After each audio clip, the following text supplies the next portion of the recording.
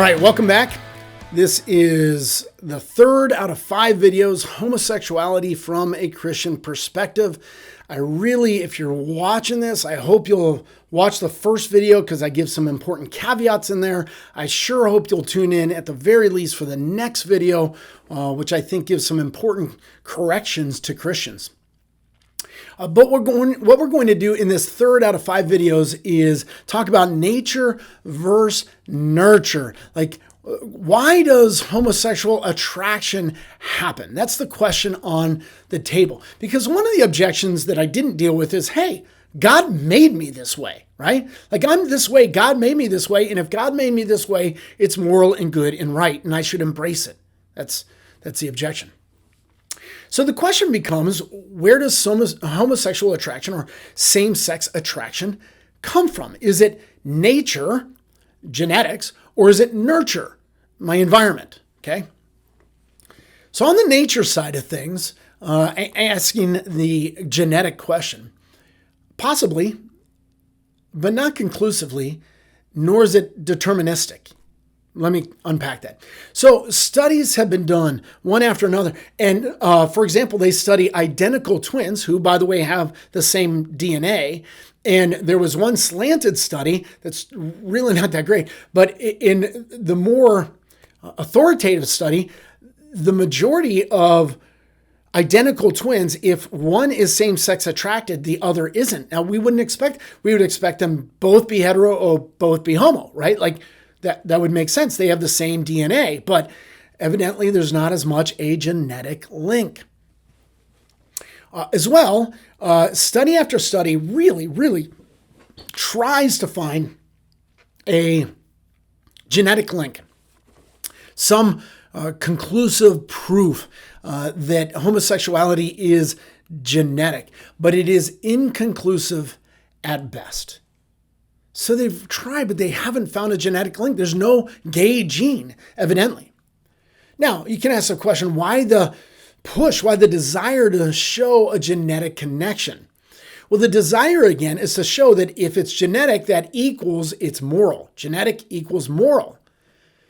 And the idea there is if it's genetic, it's okay, but time out, is that true? We know there's a genetic predisposition towards anger and violence. We believe there's a genetic predisposition towards alcoholism. We would say, hey man, here's the keys. Why don't you go drink and drive? Go for it. Embrace your truth. We don't say that. We say, though it may be genetic, it's not necessarily good, right?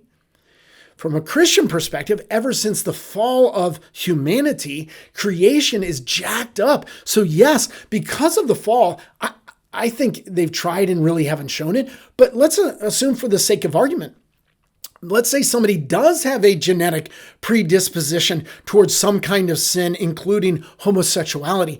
That doesn't make it okay. It's still bad. And that's on the nature side.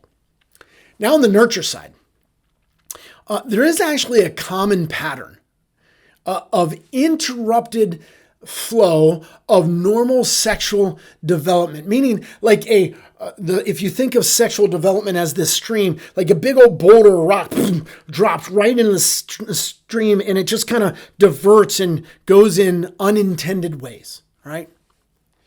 Give you an example. For a lot of gay men, give you a typical pattern, not like exhaustive, like everybody has different unique stories, but a very typical pattern is that a boy has a distant or absent dad and in some way becomes overly bonded with mom or the world of women. Something goes on there.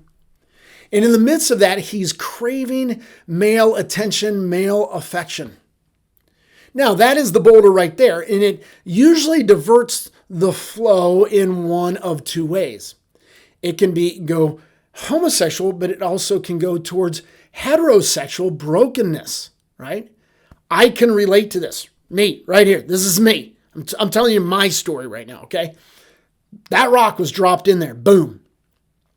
I just went towards overly masculine, warped, perverted, lustful, broken. It was just heterosexually broken, but I'm broken too, okay? I can relate to that story. However, for others who have experienced the same boulder right in the stream, just like me, for some of those boys, what happened is during that time, some authority figure, male authority figure, a family member, a coach, a teacher, an instructor, something like that, molested them. And their desire for male-to-male affirmation and affection got sexualized. And the stream diverts towards same-sex attraction. Okay? Now, again, not all... So now I know the story of every gay guy. No, you don't. They're unique human beings with different stories, okay? That doesn't cover everyone, but that is a typical pattern, okay? And it helps me relate because much of that story is similar to my story. That could have easily been me, okay? Could be my story. In some ways it is. In any case, same-sex attraction is probably more nurture than nature. It's probably a combo of both. It probably varies person to person. We probably have no idea. How's that for inconclusive? Okay, so that's all I got for you there.